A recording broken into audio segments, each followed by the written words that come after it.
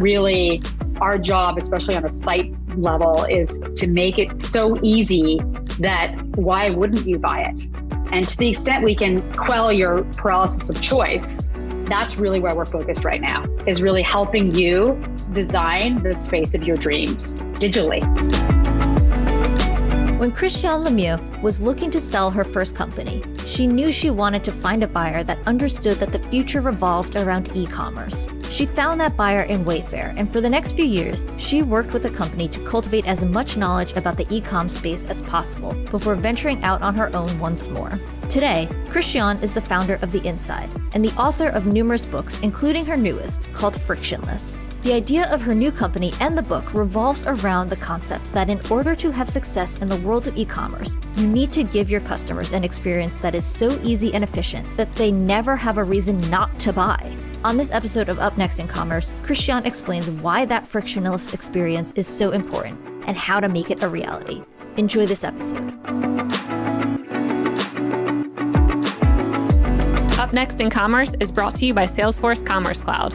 Respond quickly to changing customer needs with flexible e-commerce connected to marketing, sales, and service. Deliver intelligent commerce experiences your customers can trust across every channel. Together, we're ready for what's next in commerce. Learn more at salesforce.com/commerce.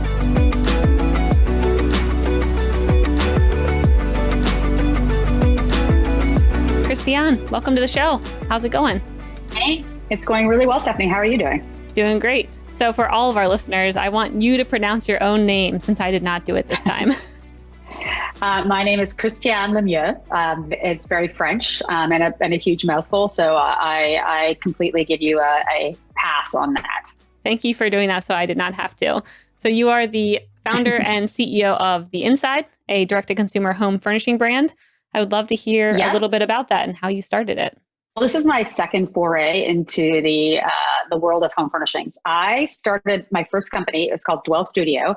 Out of college, I went to university at Parsons School of Design here in New York, and I started a home furnishings brand from my New York apartment. And 13 years later, I sold it to Wayfair. Cool. And speaking of what's up next in commerce and sort of the digital landscape. Part of the reason that I did that was that I got to sort of the entrepreneurial fork in the road where I had never really raised money before. And I realized that if I was going to continue down the sort of growth trajectory that I was on, it would involve me opening more than the one store I had in New York. It would involve me, raising money for the first time, like substantial amounts of money for the first time to kind of roll out stores. And at the end of the day, I sort of sat and thought for a very long time about the business model that I was on, that was growing, that I'd started. And I realized that it didn't feel right to me, and that I really believed that all businesses were going to, at some point in the near term or distant future, transition to e-commerce. And what I wanted to figure out was who could I either partner with or sell to that would be that would understand that sort of idea and sort of philosophy. And so I hired an investment bank in New York, and they actually had me meet with a whole bunch of home furnishings companies. Most of them you would probably know. But when I walked into Wayfair's office in Boston, with 1,800 people and 800 engineers, I realized that we were really aligned from a sort of conceptual point of view in terms of what the future of D2C looked like, direct to consumer looked like. And so it wasn't the best offer financially, but to me, it was the best offer intellectually and philosophically. So I sold my business to Wayfair in 2013. And then I went on their executive committee. And I mean, to say that it was a learning was kind of, would be doing it a disservice. It was like a full immersion into e-commerce with one of the best teams in the country, and by far the best team in my particular category. And so I learned so much from them. And as I was sitting there, I was like, what would make me start another business? Like, what in the world, after, building one from the ground up and selling it, what would I do? And so I realized that if I could take my first business, which is really design first and brand first, and then merge that into what I had learned at Wayfair from a, digital commerce first perspective, that I might be crazy enough to do it again. Yeah. And that's what I did. That's amazing. What were the key learnings that you took away from Wayfair, and maybe the pitfalls that you saw where you're like, ooh, I should avoid that? Because when I was looking into Wayfair, I think they're still very unprofitable. And so did you see things like that and you're like, oh, if you just adjusted this part of the model or this part of logistics, I wouldn't have to worry about that? Or what kind of things did you take away from that experience? So I would say there's almost nothing wrong with Wayfair. And I'm saying that, I mean that honestly. First of all, Neeraj, their CEO, is one of the smartest digital executives in the country, if not the world. I think that, he's very much following the taking market share approach pioneered by Bezos, of course. And so I think Neeraj is very much on the same path. Like, he will own the furniture category online. And he will very quickly, if not even now. I mean, the last quarter was insane for them, because now we're all sheltering at home and need home goods in a very different way than we did maybe 9 weeks ago. Yes. But he'll take market share, and he will be very profitable, and he'll own furnishings online. So there are other companies that have pursued that line of growth that weren't necessarily as equipped as he is, and he's equipped to do that. Yeah. So I would, as relevant as that is kind of in the post WeWork discussion, I think in his particular case, he's already got the sort of groundwork done to be able to do that and do it fairly flawlessly. Yeah. I mean, they're the first company that comes to mind when I do think about buying furniture or looking for anything, even above Amazon and Walmart. I mean, they're the first ones I would go to. So, agree. Well, also because they've got the best selection, and they've also got the back end figured out. Yep. And so, like, they taught me things like overpack centers. Like, I was like, what is an overpack center? And so, they take home furnishings.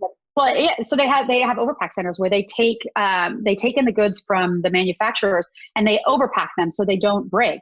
Okay. And by diminishing the chance of something being damaged, not only do they make the customer experience better, which is of course really necessary in this day and age, but they also sort of ensure that their margins don't get completely depleted by goods that arrive damaged. Yeah. And so crucial. It's not a crazy thing to do, but at the end of the day, it's totally crucial. So, I mean, they taught me so much about, first of all, UX, customer experience, and then, the logistics and the profound necessity to really think about delivery in a way that is beyond just parcel delivery or white glove delivery. They really think about it from a kind of from a 360 perspective, all the way from, margin protection to a really flawless customer experience. So I learned, some of the things that you don't necessarily learn when you're building a design brand. I learned at Wayfair. So I'm forever thankful.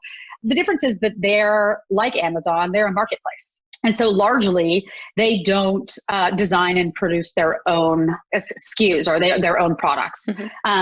And they don't need to, because that their value prop is that, in COVID-19, when every single person in the country all of a sudden needed some kind of a home office and or home school, I mean, you went right to Wayfair and you ordered a desk. Yeah. I mean, and it came to you perfectly, right?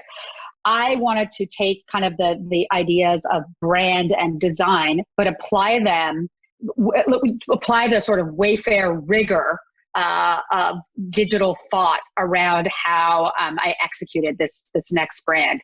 And so some of the things like having no inventory, having exclusive product, having a 3D studio to do the photography, largely drop ship the product. So instead of sending it through a more expensive white glove delivery, have it lightly assembled so that UPS or FedEx could do the delivery. And so all of these things add up to really beautiful customer service, exclusive custom product to the customer, and then, margin improvements around delivery, around no inventory, around a decreased cost in photo assets. So what I wanted to do is I challenged myself to think of all of the sort of substantial problems with the home furnishings business, solve them first, and then start the business. And so that's how I did it this time. That's super smart. So how long has the Inside been operating and how's it doing today with everything going on? So I left Wayfair in 2016, and I called up my favorite supplier. And she went into business with me on kind of a B2B beta way, in a B2B beta way. Mm-hmm. And so we did that for close to 2 years. And then I met the extraordinary Kirsten Green of Forerunner. Yep. And she said to me, "This is really interesting, Christiane. Like, why don't I write you a pre-seed check and you go figure it out?" And so we came out of beta in July of 18. And so we're a year and a half in, and it's going very well. It's going very well. In the sort of pandemic, I did not have the sort of category breadth that Wayfair has, which made this kind of a very interesting business time for them, but enough of a product breadth that I think that we're, helping people improve their homes on a daily basis right now, which is, what we set out to do. So, and listen, I feel extraordinarily lucky that it's a digital first company. So I don't have stores. I have a very lean staff. We were working from a work co-share, which we closed down at the end of April. So we are going to be dispersed until at least the beginning of 2021. So we won't have an office. And we can do all of this virtually. We hold no inventory. So we have no warehouses. Essentially, we had to let go of 2 people just to preserve the sort of business. But we've come through this, I think, as well as you can. Like, my whole MO right now is making sure that nobody loses a job. Like, really. Yep. Because that's the scariest part of all of this is the unemployment numbers. I mean, that just keeps me up at night. I know. Yeah. Seeing how high they're trending is definitely a bit scary. Was there any big digital pivots you had to make or that you made quickly when COVID-19 started or right now? Well, you know what? I think that what we did, which I think that there are apparently from my digital marketing cohort or people that we work with, there are 3 D2C areas that have done very well in this particular pandemic. I mean, this is our only pandemic, so this pandemic, but is athleisure, home, and alcohol. So those 3 things have had extraordinary growth. Yep. And so we happen to be in one of those categories. I think one of the things that we did, which I think, anybody in a kind of growth category in this particular, time, we stayed the course with marketing. So a lot of people cut their marketing, and what we're seeing is, customer acquisition costs have come down. The cost for all of these initiatives, these paid marketing initiatives across all the platforms have come down. And so we really leaned into that. Another interesting thing that sort of trend that's come out of this is not the digital marketing, but I don't know if you've noticed this, but a lot of people are doing direct mail. Direct mail is seeing a huge resurgence, obviously depending on the category you're in, but people are home. Yep. And they're reading their direct mail. Have you shifted into that space a bit? We're looking into it now. Yeah. Very cool. Yeah. That's great. When you were first building the Inside, were there certain key technologies that you leaned on to build up the website, or are there any favorites that you utilize? I mean, I saw you have quizzes on the website, which seem amazing. Like, is there anything specific where you're like, this is my favorite piece of tech we use, or plugin, or how we build our website? Any details around that? So we actually had to build our site from the ground up, which has its challenges. One of the things that happened to us is we were on a really new version of Java, and Google couldn't index our site in the beginning. So we had to do all kinds of, back-end hacks to fix that. Yeah. But for 3 weeks, we're like, why is our traffic so bad? And then we realized that we weren't showing up at all. Yeah, that's not great. Yeah. So because of the sort of customizable aspect of our business, we had to build our own site from the bottom up. And, that's given us the ability to keep growing our SKU count and keep allowing people to customize each and every one of the pieces. But yeah, I think that there's, plugins, everybody loves the Affirm or any kind of, extended payment plan. Mm-hmm. There are things that are so unbelievable, like Apple Pay and Amazon Wallet and all these things. If you don't have them, I mean, you're putting yourself at a huge disadvantage. Yep. I mean, they're not necessarily plugins; they're more, payment tools. But I think the name of the game now is what goes right to the core of my book is making the experience frictionless. And, I mean this, this is philosophical, but I think if frictionless extends even beyond the sort of the digital aspect of our lives. People are used to getting what they want, when they want, at the price they want, with the look they want because of, and I would say that Bezos might be the grandfather or the father of the frictionless experience. I mean, he changed the way we consume and, buying, shopping, whatever, sort of fundamentally. In the same way that Steve Jobs changed the way we think about media. I mean, Bezos changed the way we shop. And he made it frictionless for us. And he keeps doing, he keeps going beyond, because if you think about Amazon Prime, I mean, he made everything accessible to us in 2 days. I mean, not necessarily right now, but generally speaking. And that just removes the friction from everything. And philosophically, it's given us time back in our lives, right? And especially, let's think about it as me as a mom, right? I never have to take 2 hours of my day to go to the toy store to get the Lego for my son William's, friend Gray's birthday party ever. It gets delivered to my house. It takes me no time. And that time that I get back, I mean, pre-COVID, I think people were looking at, the digital generation looks at time in a completely different way than the generation that preceded them, right? Yes, I agree. Because there's all of this found time. And I think the digital generation also understands that it is the only non-renewable resource, right? Mm-hmm. If you have money, you can throw it on almost anything, right? I mean, you can have a Shav for a trainer or whatever, or if you're clever, and you have to be resourceful like me, you can find, the meal delivery service or, the stretch class on Mind Body or whatever it is you're looking for. There's ways to hack almost anything. The only thing we can't hack is time. Yeah. And so the more frictionless your experiences are across every single thing you need to do every day, from your healthcare all the way down to your grocery shopping, the more of this found time essentially you get back, or digital time. And, pre-COVID, people were applying that to travel, experience, wellness, self-care, working out, all these things, because it's the first generation that doesn't have to wait in line to get their license renewed at the DMV.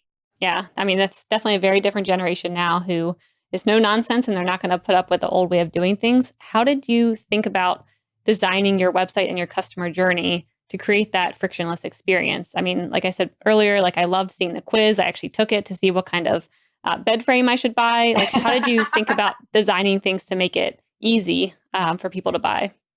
Especially furniture. That's kind of tricky since people are usually used to testing it out.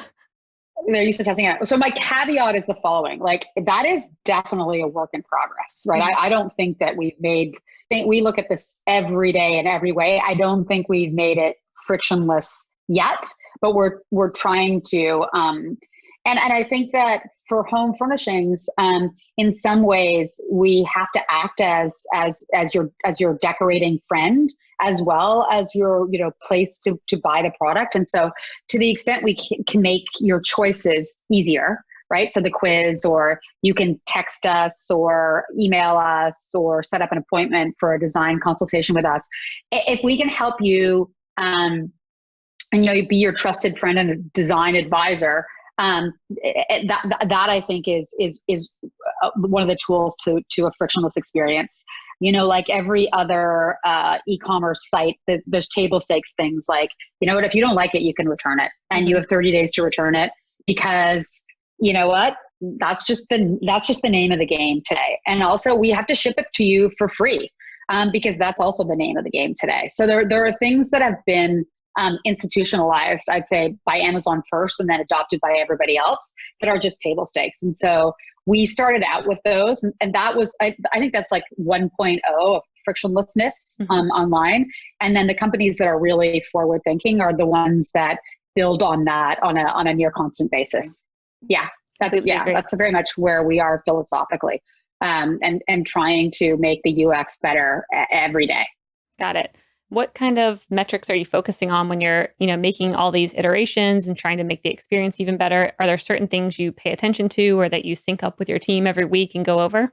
A lot of it is Google Analytics, and then we look at the Facebook metrics for the paid marketing, like all of these things. But I think some of the things that we look at are obviously like the really basic ones, like bounce rate, and one of the things that people are looking at now is they call it dwell time. So how long people spend on each page, how in depth they go. So we look at that. We look at who designs a piece of furniture and then transacts, and then who abandons the cart and why. And so we're trying to finesse the experience all the time so that people feel they're not stuck with paralysis of choice. Because I think the thing about customizing is that especially if there are 16,000 different iterations you can possibly make, you might get paralyzed by choice.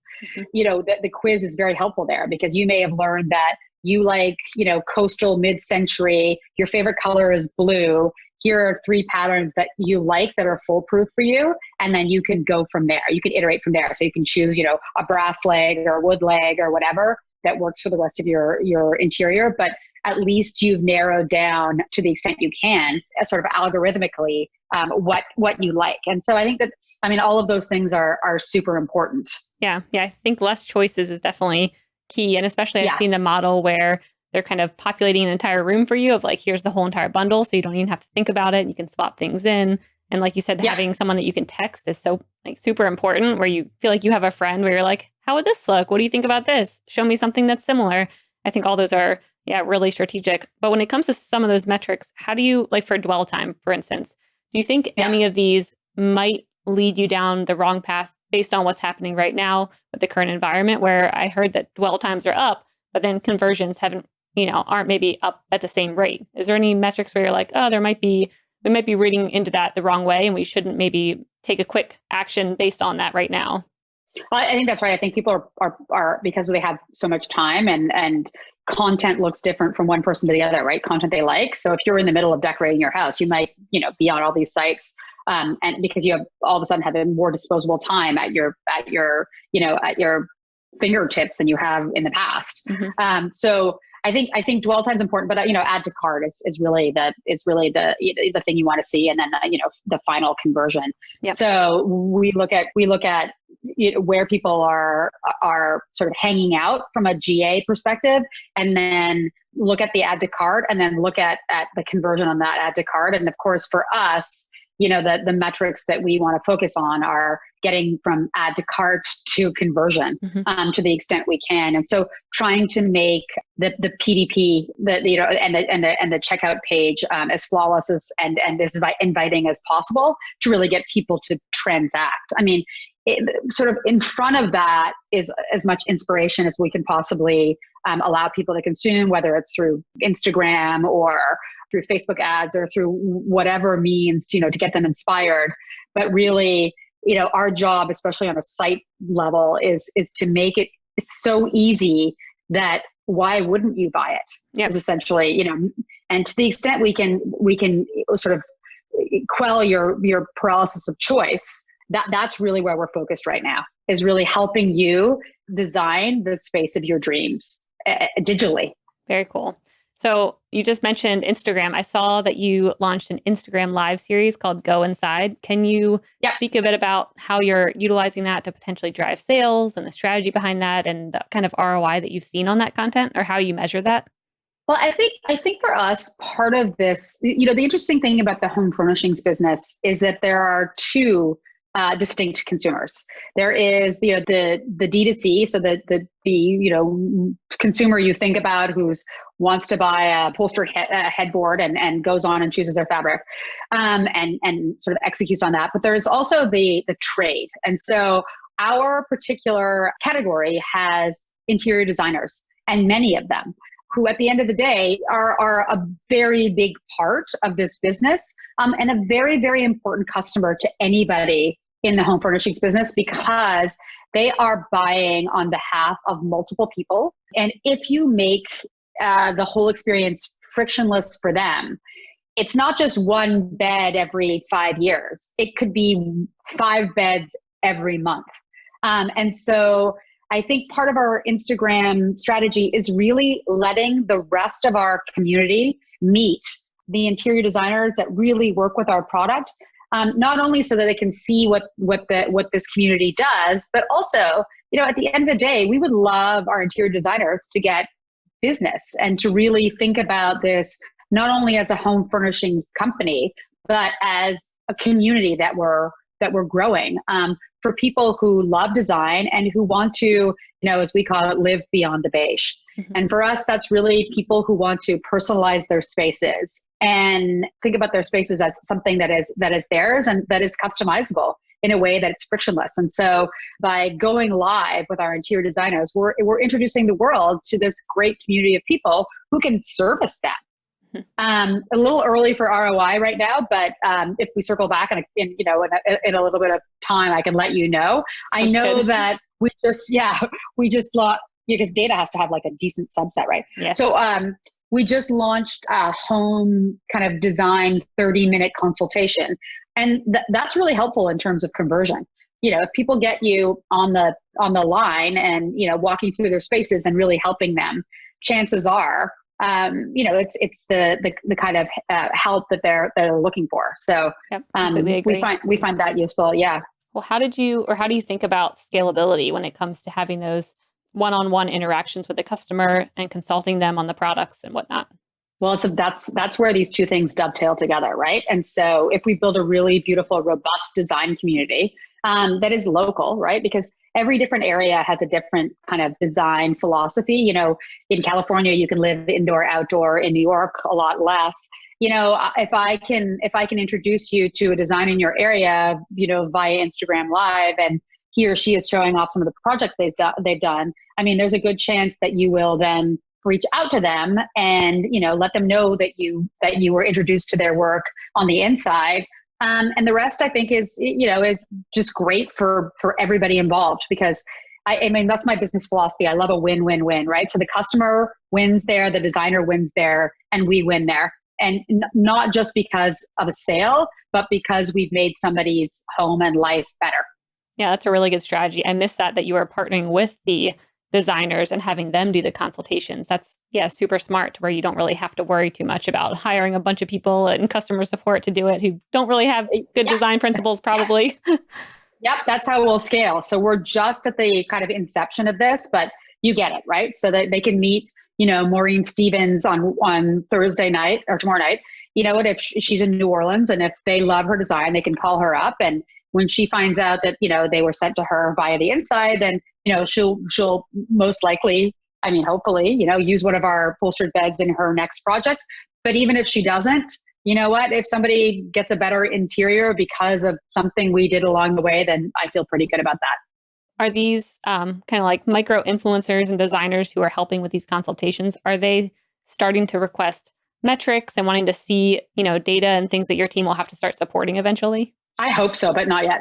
Yeah. I hope that, listen, that's part of the sort of frictionless post-COVID change. I think everybody is going to need data, that, digitally driven data, so that they understand, exactly what the reach is beyond the sort of traditional business models that they've had prior to all this. Yep. Yeah. I think that because of COVID, a lot of people are definitely putting on their entrepreneurial hats, and they're going to want to see those metrics. And I think it would be really interesting to have some type of leaderboard that would show, which designer's doing the best and who's helping the most customers, and just kind of gamify it a bit. I think that'd be so much fun. Yeah. It's almost like, that when you're at whatever it is, flywheel, and who's like biting the fastest. Yep. Yeah. No. Just implement that tomorrow. Easy. Stephanie, I'm gonna take a note right here and actually do that. That's pretty interesting. Yeah. No, I think that's where a lot of the world is going when it comes to gamifying certain purchases and making it more fun. So, well, when it comes to gamifying, are there any pieces of tech that you're thinking about? Because I was just playing around with IKEA's app, where they have, AR that you can put the product in your room, which was really fun to play with. I was just putting like full on dressers on top of the bed and just being silly with it. But have you thought about doing that? Since your products are so unique, it seems like it would be really good to get them in the room where people are trying to design it. Absolutely, yes. And in fact, we were talking to a company in Palo Alto who is Ooh, on the on the forefront of this, probably right around the corner from you. I know, Um, neighbors. yeah, and they are pioneering this incredible drag and drop. So essentially, you can take a picture of your room and then you can drag and drop furniture into it. Oh, And fun. it's so well done. It's so well done that like they can tell where your window is, and they can have a shadow underneath the furniture so that it looks, you know, perfectly real. That's And so, great. interestingly, a lot of the technology that people use for gaming is Mhm. really applicable here. And Yep. so can create a really unique and kind of true to life experience. So yes, we're looking to this all the time. I think that, as a sort of brand spanking new startup, like we're trying to make sure the fundamentals are frictionless before we add all kinds of layers Yep. of complexity to the customer experience. So we want to make sure that, it's really easy for you right now to go in and say like, I love the modern platform bed and I like it in polka dot and I'm going to transact, versus, because I think that we got to make sure the customer is where we are in terms of technology too. So Mhm. I think we're taking baby steps there, but the answer is absolutely yes. And all of that technology is fascinating to me. Yeah, no, completely agree. I'm definitely watching that market closely, and it seems like people are leaning heavily in, but agree that until you kind of understand how you want the customer journey to work and the product to work and everything, I think we were just talking with someone from Lenovo who was saying that after years of being in business, you have to just start killing a bunch of things because too many things build up and it starts, worsening the customer experience. And Yep. so, yeah, Yep. it's probably good to figure everything out first before pulling in a bunch of new trendy tools. Yeah. Like we need to have a really beautiful conversion rate, indicating to us that the customer journey is frictionless, before we can, start throwing pretty complex, essentially gaming ideas at them. Yep. Yeah. And it would seem like you would Yeah. need a pretty large catalog as well if you're going to develop an entire AR app for your company. I mean, people probably flip through placing furniture. I mean, at least that's what I was doing. I was like, bing, bang, bang, bang. I was putting furniture everywhere. It seems like you would need a pretty Yeah. large catalog for that too.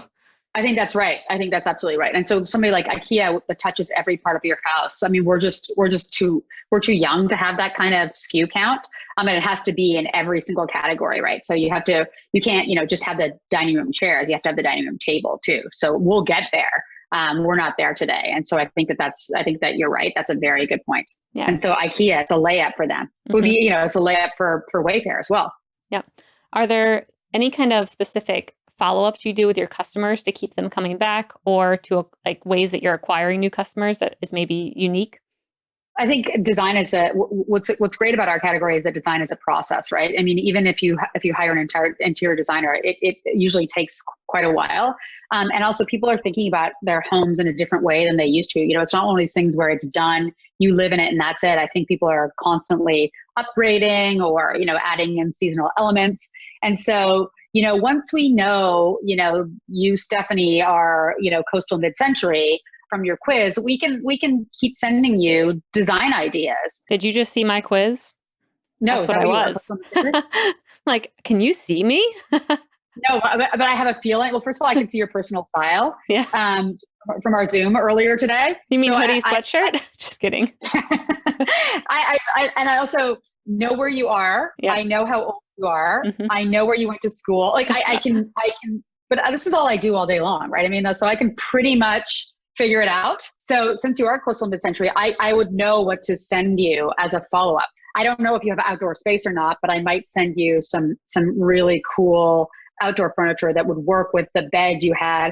I will try and assist you in decorating your space, getting the home of your dreams pretty subtly, until, one day you pick up the phone and say, hey, Christiane, will you just call me back because I want to do my entire living room? And I will say, of course. And I will call you back and you'll FaceTime me through your living room and we'll decorate it. I need But it. until then, I'm going to show you all the beautiful things you could have at, might I add, very reasonable prices to make your space exactly the mid-century coastal dream you want it to be. That's great. Yeah, such a good process. So to pivot a little bit, you've written a couple books and I'd love to dive into them because they're all around everything e-commerce, it seems. And so if you want to maybe start with your most recent one or your first one, whatever one you want, I would love to hear about them. Well, so I've written 3 books and I'm working on 2 other ones right now. But the first book I wrote was called Undecorate. And it was really for me the sort of watershed moment in design when I realized that the way people approach their interiors was no longer going to be that, like, I design it, I live in it for 25 years, my kids take a few things when I die, and that's the end of it. Like, I realized that people were approaching their interiors the way the way they were approaching fashion, and that's largely because for the first time ever, things like Pinterest, that was right after Instagram launched, but all of a sudden we were surrounded by content and media in a completely different way. So you didn't have to buy a magazine to look at a beautiful interior. You got to see it all day long on your phone. Mm-hmm. And so what that did was, I believe, it raised the design IQ, not only of, our audience in the United States, but globally. All of a sudden people are interested in interiors. They're interested in design history. They're interested in all these things that they weren't before. And they think about their spaces in a less static way. So I wrote that book. And then I followed it up with a book called The Finer Things, which was the sort of first encyclopedia, Instagram generation encyclopedia of the decorative arts. And on the same vein, I'm writing right now sort of the Instagram generation encyclopedia of important furniture. Mm-hmm. So these ones take me a long time. Like sounds like it. Things 4 years to write. Yeah, it's a big project. Yeah. Provenance, the one I'm writing about furniture right now, will probably take me between 2.5 and 3. Wow. And then I wrote Frictionless, which is really my first business book, because I realized that I had started a business out of college in 2000. I grew it sort of organically for 13 years. And that if I had written a book at the end of that journey, it would have been useless. Like, it would have been fire starting kindling at this point. Yeah. Because everything had changed. Every single thing. It makes you wonder if you can rely on books these days anymore, because especially around e-commerce, everything's moving so quick. It's like, what sources should I even look at to stay up to date with things? It's definitely probably not a book. Yeah. But also what is the, I sat and thought, like, what is the underlying differentiator? What makes something win or something lose here, right? And if I look at all the incumbents in my industry, but just generally, like, what is it? What's the winner or loser? And what I realized was that it was the frictionless experience that allowed somebody get into it could be a crowded, category. But if you can do it in the least sort of invasive way, you will win. Mm-hmm. Because all people want is as few clicks as possible to get exactly what they want, with the commerce table stakes, and have it delivered to their home. And they don't want somebody calling them up with a delivery time. They don't want 37 phone calls. They don't want to, like, a helpline where nobody helps them. Like, when you get into those scenarios, you're like, I'm not doing this. I'm never coming back. Yeah. Whenever someone wants to call me, I'm like, oh, can we not? Like, and don't leave me a voicemail. Yeah. Can you just text me, please? Yeah, just text me. Yeah. Or my favorite thing is Slack. Just Slack me. Yeah. Slack is frictionless. I mean, it's beautiful. And so experiences like that are I don't know, equal parts art and science, I think is what is the big differentiator. And we as human people, now that we've experienced it, we want the Slack experience in every single facet of our life. Yep. Yeah. No one's going back after that. No. And if it's not that, then you're like, why does this suck so badly? Yeah. And then you find the experience in that, I don't know, that milieu that you need, and you can find it. I mean, if you can't find it today, you'll be able to find it soon. That's what every business should go after. All the rest of it is table stakes, right? Like, fast, free delivery, great design, like, you can do those things, but to do it in a frictionless way is what's going to change your business or give you the competitive advantage you need to take market share. I mean, yep. That's what Wayfair taught me. And when I sold to them and I understood how far ahead of the commerce game they were, it was amazing to me. Yeah, that's such a good experience. Was there, when you were doing your research for Frictionless, was there any surprises that you found, or like companies that you were following that were doing something surprising that you hadn't thought of, or just a good process that you were like, oh, that's really neat, I can see why it works for them? I mean, there's so many nuggets in this book. I mean, I find like, I was just talking to the founder of Excella. She does gut biome, and you send in your yeah. I mean, I'm obsessed with that, by the way. But you send in your blood sample through the mail. I mean, the idea that we can have MIT science level health help digitally is amazing to me. Yeah, that's crazy. So yeah, I mean, all of these, but you know what? That is going to be the outcome of this particular pandemic, because what we're realizing is that all of the things we thought we needed to do, like endless in-person meetings, we just don't need to. I mean, I will never take 60 subways in a day in New York again to go to in-person meetings unless they're absolutely necessary. I'm thinking about my life through the lens of like the frictionless experience. Those things, that's a lot of friction, like running around, being late, being stressed when we don't need to do it. I mean, Zoom has also changed our lives. And the interesting thing is that I believe the entire world, regardless of what generation you are, just got schooled in technology, right? We all just got fully immersed. Even my 75-year-old mom in Ottawa, Canada, knows how to use Zoom now and thinks it's the greatest thing ever. Sometimes it takes being forced into something to realize how extraordinary it is. And now she realizes, like, she can have all of her grandkids all over the world on one Zoom call and everybody can talk to each other. And how amazing is that? This sounds very similar to my parents as well. They were teaching me how to put backgrounds on Zoom. I'm like, Mom, I got it, but thank you. But she did send me a pretty funny article that showed how to loop a video on Zoom so it looked like you were moving around and paying attention in a meeting. Which I guess she's a teacher. So I think some of her students were doing that. They were looping themselves, just moving around a few times. And then it looked like they were, really on board with the whole lesson. Oh my God. That's hilarious. I'm like, that's good. Thank you for sharing that wisdom. One of the partners that we're working with at the inside, it's a fairly big home furnishings company, and they are pretty sophisticated digitally, and they have a constant Zoom competition of who has the coolest background.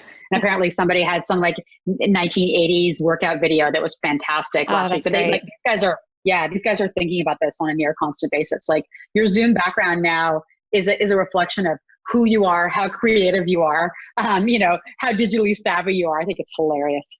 So to zoom out a little bit, what do you think the future of online commerce looks like after the pandemic's over? Do you think things are going to shift back a bit to how they were, or what kind of disruptions do you see coming down the pike? I mean, people that think, quote unquote, we're going back to normal, I just don't. I think normal has changed. And I firmly believe that the companies that weren't thinking digitally are thinking digitally very seriously now. Because as I told you, here I am in Soho, New York. It turns out when there's a pandemic, nobody lives here. They're like, at 7 o'clock at night when we all cheer. I mean, there's now 6 of us on my block who I see every night, and everyone else is gone. Yeah. And there is one coffee shop that's open, and that coffee shop very early on had a contactless app. So you could order your coffee in advance and then go and pick it up, and nobody, touched anybody with gloves and a face mask on. And I've gone there every single morning for the last 9 weeks because I want to get out of my apartment and I want to see some of the world, and they have really good coffee. And across the street from them is the fanciest coffee place in New York that people are diehard lovers of. And you know what? The door is closed. Yeah. And they never came up with a contactless app, and they never figured out how to digitally bring themselves into this particular pandemic and keep their business going. And I think that that's only like a neighborhood version of what the rest of commerce is going to look like. And not only commerce, just like service as well. I think that people are going to have to think about how to pivot their particular businesses digitally as quickly as possible. Yep. Yeah. I don't think this will be the first event where businesses have to come online quickly and figure it out. And you'll definitely see the people who did do that this time and the ones who didn't. Yep. And unfortunately, some of the ones that didn't and who are waiting for things to go back to normal might not make it through this. And that breaks my heart, because there are fairly, if you could probably scrappily do something fairly quickly. You have to want to. People that didn't have their, their head in the sand. Is that what the ostrich does? Sticks their head in the ground? I think so. Yeah. If your head wasn't in the sand and you were, iterating or at least pivoting during this, it's going to serve you really well on the other side. Mm-hmm. Yep. Yeah. It seems like it'll be, well, it is an environment right now where people have to learn quickly, but they'll probably look back and be like, shoo, glad I did that. And, I learned and we moved at the pace that normally would have taken us maybe, on a 5-year roadmap. We were able to get it done in a week or 2 weeks. And we got pushed into that, but I'm sure they'll look back and be happy they did.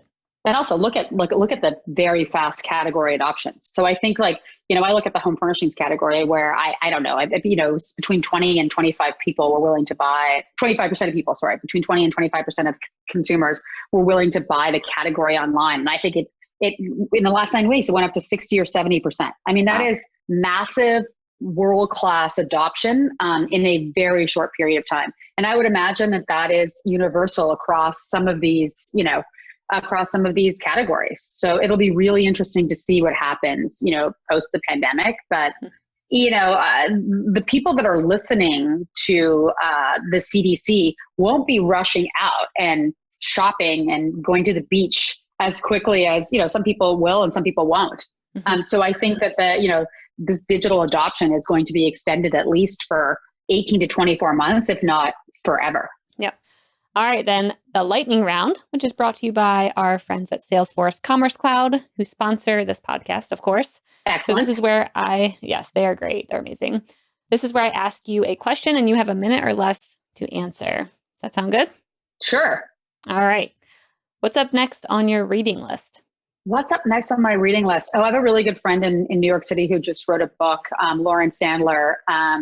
Her new book is called This Is All Not, and it's a new mother's search for home. And she is a investigative journalist. She writes for the New Yorker and New York Times, and she actually followed a single mother through the shelter system in New York. And I've just started it. It's pretty amazing. Oh wow, yeah, I'll have to check that out. And I'm trying to think what else. What am I reading that's like business related? What is it? Harder Things? Hard Thing About Hard Things? The Hard Thing About Hard Things is the business book that I'm reading right now. Yep. My editor at Harper, who did Frictionless, also was the editor on Ben Horowitz's book. Yeah. Oh, cool. So I got to read that. Yes. Yep. Yeah, that one I highly recommend. That one. Highly recommend. Yeah. Yep. I think that there are probably universal truths. And also we're going through hard things right now. And I think it's people that are, that are accepting and fluid in the hard things that end up being okay. Yeah, completely agree. What's up next on your podcast list? On my podcast list. Oh my God, there's so many on my podcast list, but I'm stuck on the daily right now, if I'm honest. Yep. Because first of all, the news is so completely crazy and riveting. And also I'm obsessed with all the COVID data. Yeah. So, I just had the test because my son was exhibiting some symptoms and all three of us are negative. That's good. So, it's really good. But, as a parent, the whole sort of Kawasaki manifestation of this is very scary. The first bill of goods we got sold was that, if your kids are under 20, you're fine. I was like, great. Yep. I don't care if I get it, I'll figure it out. But if my kids get it, I don't know what I'm going to do. Mm-hmm. And now that's not the truth at all. So, it's hard to sort of take your ears away from the news right now. I know. Yeah. I have to every once in a while take a break because I have 3 kids under 2.5. And wow, I know.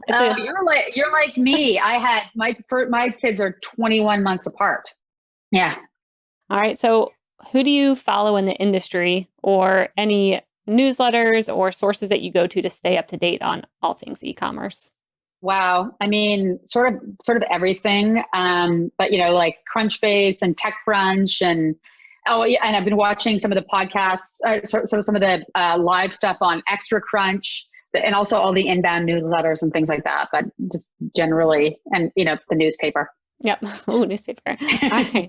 The last harder question is, what's up next for e-commerce professionals? Well, I think that everyone is going to have to become somewhat of an e-commerce professional, first of all. I don't think, digital and analog are going to be two separate things anymore after this particular pandemic.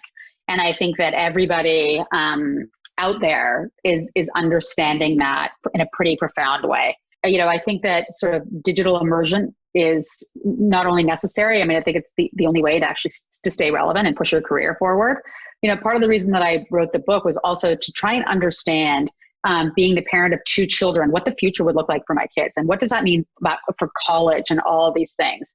Because I wanted to understand, 72% of people want to be entrepreneurs. And what does that mean? Mm-hmm. And so I think that if they think about that from a digital perspective, it's actually a pretty great place to be, right? It means you're immersing yourself into in kind of the digital aspect of things. And so I think that it's not just, e-commerce professionals, it's going to be every single professional. I do think when I look at the landscape, the content part of this is really important, right? Because even when I was at Wayfair, I mean, we did content, but it wasn't merged the same way. So your AR question, I think, is really important. I think that we're going to shift online for a lot of the things that we did in analog ways before this. So if I'm an interior designer, I'm not thinking about what my career looks like when I come into your house. I'm thinking about what can I learn online so that I can do it for you from a distance, right? And I would apply that to every single aspect of every single job out there. It's really, if I have an analog job, how can I digitize that? And I think everybody's going to have to think about that. I mean, look at doctors are doing it through telemedicine, and designers are doing it through FaceTime, and you can go down every single career. I mean, pharmacists are doing it through telemedicine as well. Like one of the people that I profile in the book is Eric Noir from Capsule in New York, and I mean that's a genius business because he's delivering everything from the drugstore, all of your pharmaceutical needs, anything that your doctor has prescribed, you can get delivered to your home. And I think I'm talking to him next week, but I think he probably crushed it in this particular scenario. So I think it's you're not on one side of the fence or the other. It used to be like this silo in the company does e-commerce and this one does regular commerce. I mean, I think that the two now are going to be forever conjoined. Yeah, that's such a good point. Completely agree. Well, this has been such a fun interview. We definitely need to have you back for round 2. Where can people find out more about you and the inside and your upcoming book? Well, my upcoming book is at frictionless.pub, and you can get a copy of it there. It links to Amazon and Barnes & Noble and every other place to buy books. The inside is theinside.com, and the rest, there's an endless breadth of information on Google. Yep. Awesome. Yeah. Thanks so much for coming on the show. It's been such a blast. Thank you. Thanks, Stephanie.